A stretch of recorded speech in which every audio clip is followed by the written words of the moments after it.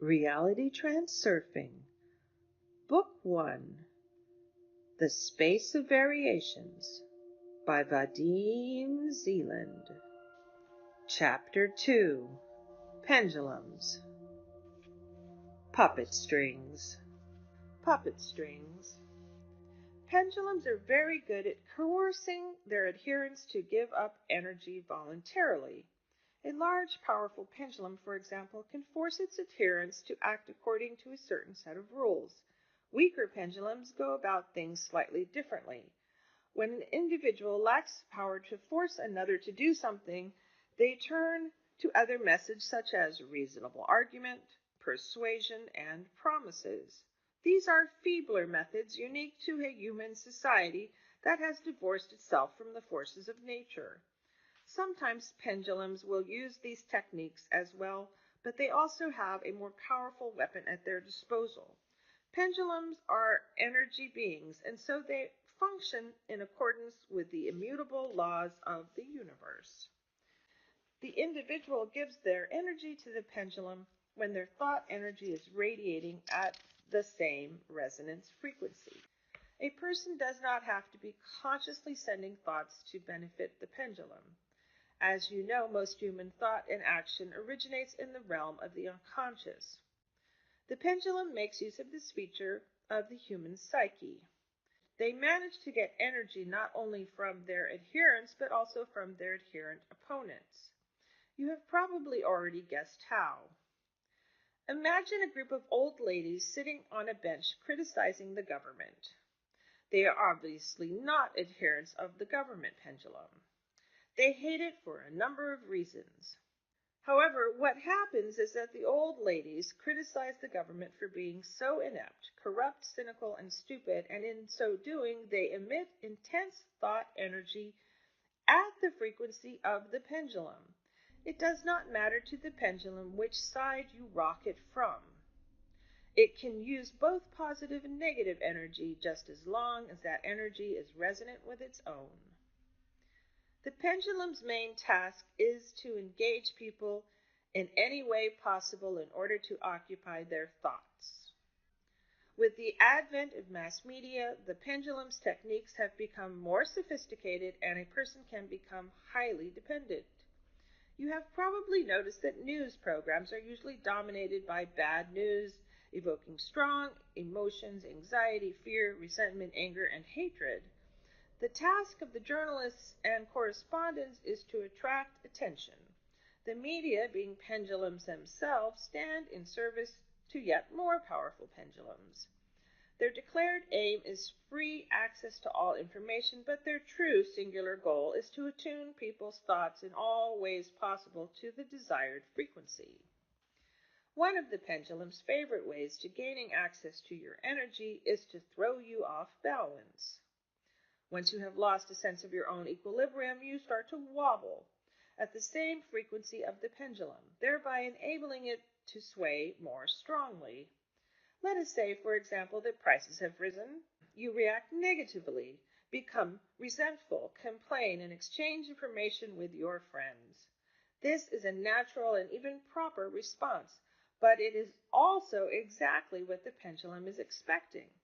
You radiate negative energy into the world at the frequency of the pendulum. It receives the energy, swings harder, and the situation is aggravated. The strongest string the pendulum can pull you with is fear, the most ancient and powerful of human emotions. It does not matter what exactly you are afraid of. If fear is associated with any aspect of the pendulum, it will receive your energy. Anxiety and worry are weaker emotions, but still relatively effective puppet strings. These feelings are excellent at attuning thought energy to the frequency of a pendulum. If you are concerned about something, you find it hard to focus on anything else. The feeling of guilt is also one of the most extensive of channels through which a pendulum can pump your energy. It is a convenient method of manipulation. Guilt is imposed on us from childhood, and it is a convenient method of manipulation. If you are guilty, you must do as I say. Guilt is hard to live with, and so people try to get rid of it, either via punishment or righting the wrong they have done. Both imply submission, obedience, and a certain thought pattern. A sense of duty is a special type of guilt. To owe something means that you are in some way guilty and therefore obliged to do something. As a result, the guilty, both the truly guilty and the falsely accused, wander around with their heads hung low, paying tribute to the pendulum in the form of energy. An induced, conditioned sense of guilt is the favorite weapon of any manipulator, and we will return to this theme later. It is also worth mentioning the various psychological complexes people have. In the case of an inferiority complex, the thoughts people have are, I'm not good looking. I have no skills or talents. I'm not intelligent or sharp enough. I don't know how to communicate with people. I'm not worthy.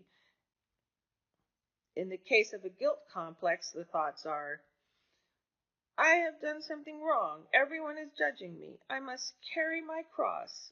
In the warrior complex, the thoughts go along the line of, I have to be cool. I declare war on myself and all around me. I will fight for my place under the sun. I claim my power. The thoughts of someone with a truth lover complex go along the lines of, I'll prove at any cost that I am right and prove to others that they are wrong.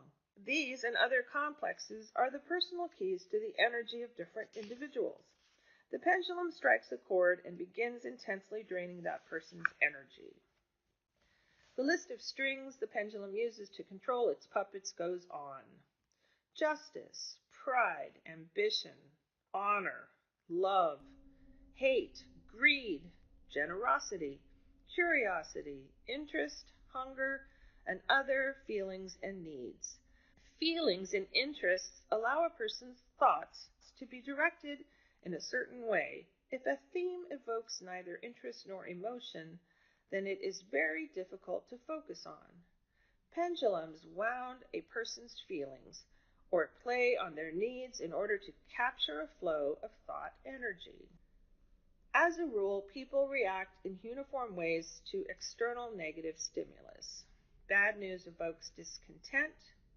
Worrying news evokes anxiety and fear. Insults evokes animosity, etc. Habits also serve as a trigger for the clamping mechanism, such as the habit of getting irritated or anxious over nothing, responding to provocation, and responding negatively to negative stimulus in general. A person can be aware of the fact that negative thoughts and actions lead to no good, but continue to make the same old mistakes out of habit. Habits often create problems and cause a person to act ineffectively, and yet it is difficult to get rid of them. Old habits are an illusion of comfort. People have more trust in things that are long familiar.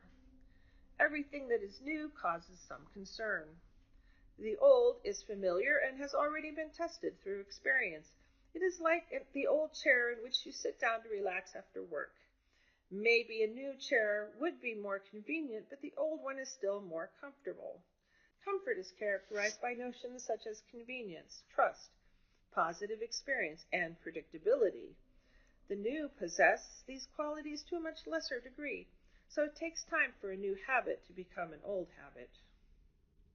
So we have looked at the methods pendulums use to influence people. The question arises as to whether a person can escape the influence of a pendulum, and we will talk about ways of freeing oneself from the association with a pendulum later on. Sometimes a person will openly take a stand against a pendulum that has been controlling them, but the individual is always defeated because their position is so isolated. No one individual can change anything. If a person has escaped the grip of obligation and entered into the battle with a pendulum, they will only waste their energy. At best, being thrown out of the system. At worst, being more aggressively squashed. An adherent that takes it upon themselves to break the rules established by a pendulum may find themselves beyond the law.